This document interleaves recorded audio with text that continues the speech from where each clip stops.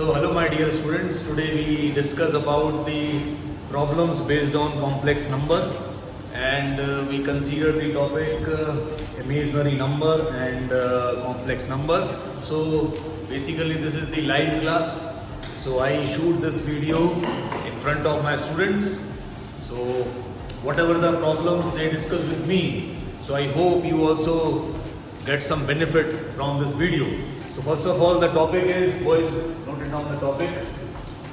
This is completely live class, no editing. So the topic is, boys, note it down the topic. आज का topic है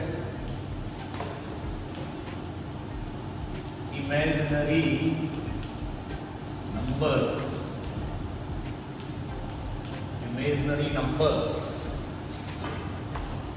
and complex numbers. So this is the topic and we cover some of the questions based on this topic, and the question asked directly in JEE mains or advanced. So boys, first of all tell me what is the standard form of a complex number. Standard form क्या होता है?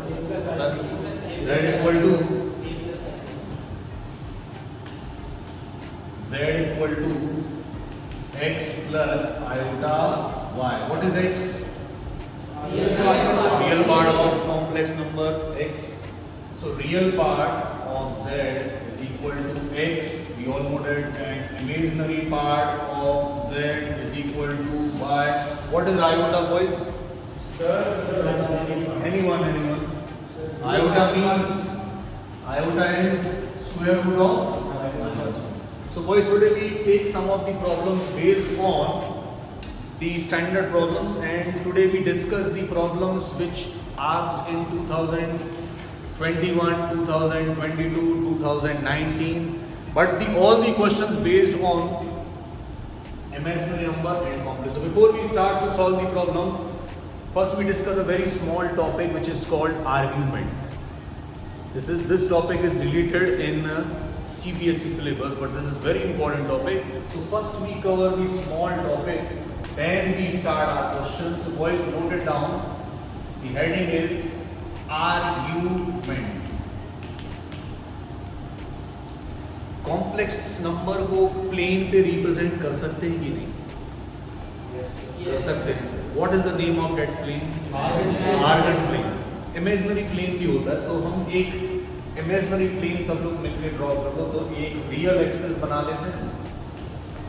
ये हमारी real axis हो गई, and this one is imaginary axis. So we consider x axis as real axis and y axis is an imaginary axis. तो बहुत ध्यान से समझना है कि आर्ग्यूमेंट निकालते कैसे. ठीक है. So whenever we take some of the questions, so you can use the same concept. So let's we consider any complex number.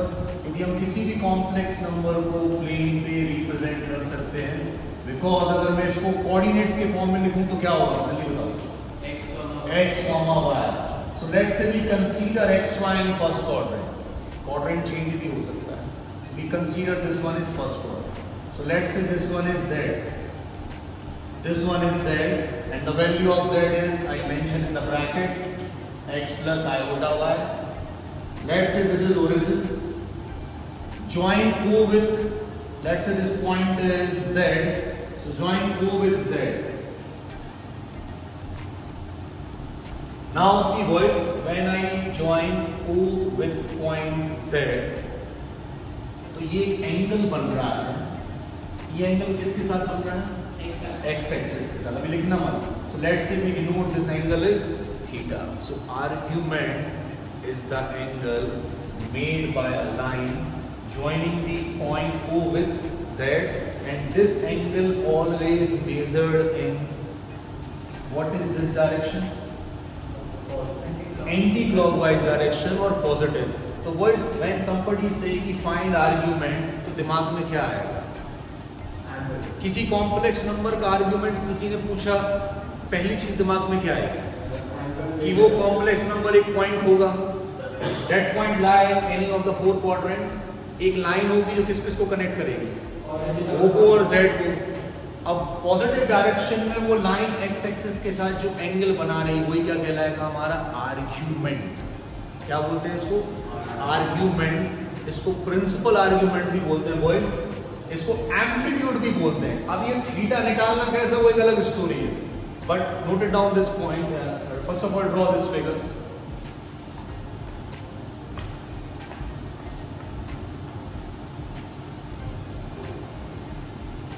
So again I am telling you to all my students who see me in the live, this is live recording in front of my students.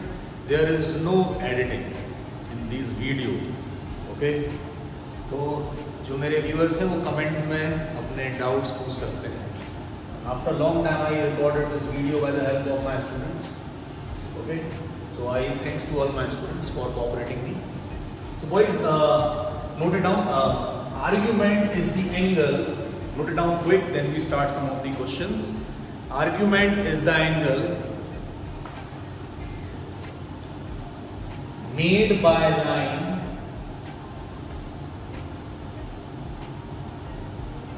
joining O, point O means origin लिख लें, and Z, and this angle always measured in positive direction.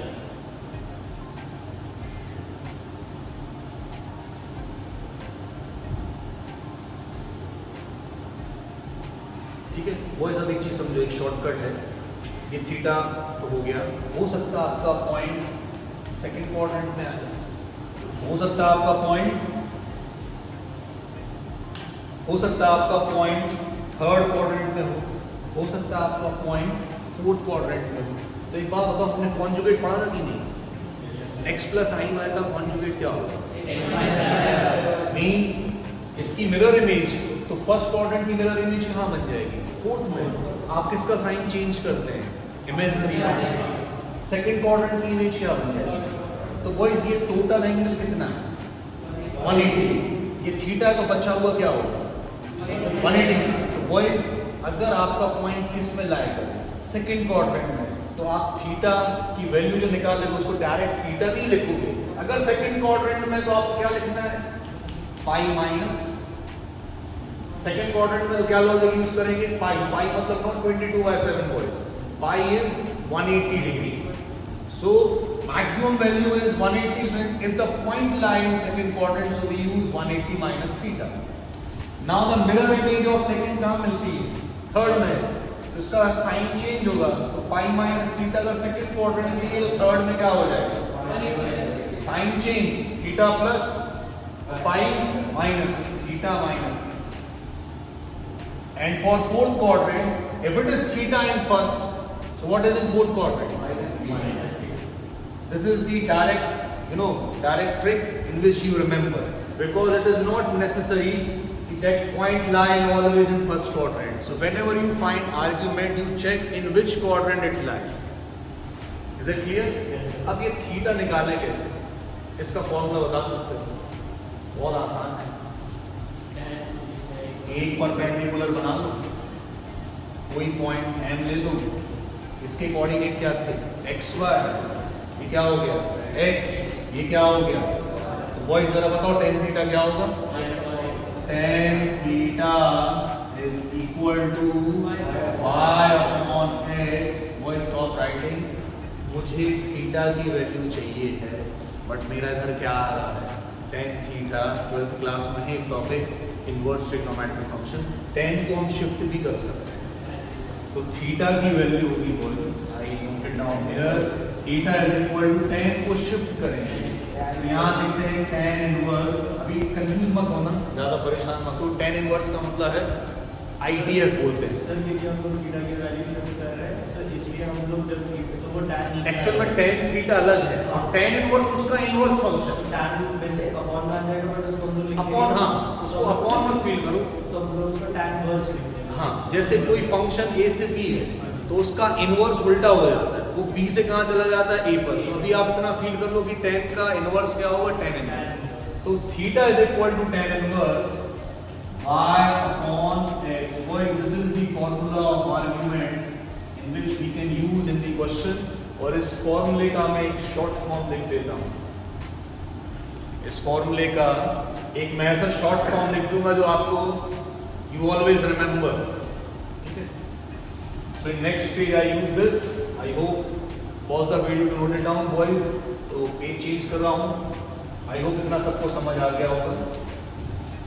So boys, whenever somebody asks theta निकालो, argument निकालो, amplitude भी बोलते boys. Confuse मत होना कहीं amplitude लिखा हो. Theta equal to tan inverse imaginary part of z upon real part of z. ये मैंने सही लिखा या कोई अलग से फॉर्मूला है या वही चीज है? y होता है इमेजिनरी और x क्या होता है? रियल. क्लियर हो गया सबको आर्ग्यूमेंट? क्लियर? एक बार फिर से ये वाली स्लाइड. आज कुछ क्वेश्चन रहेंगे हमारे आर्ग्यूमेंट बेस्ड. तो कोई ये प्रिंसिपल सिंपल आर्ग्यूमेंट है, एक जनरल आर्ग्यूमेंट होता है, वो अपन आगे डिस्कस करेंगे. So any doubt in this? आज की फर्स्ट प्रॉब्लम शुरू करें. Okay boys, ready? पहला क्वेश्चन आज का. So I read the question for you all also and they all noted down the question. तो बॉयज मैंने सोचा कि शुरुआत एक आसान क्वेश्चन से होनी चाहिए, है ना? और कोई नई नई चीज़ है वो मैं नोट में लिखाता जाऊँगा. ठीक है, वो लिखते जाना. लिखो.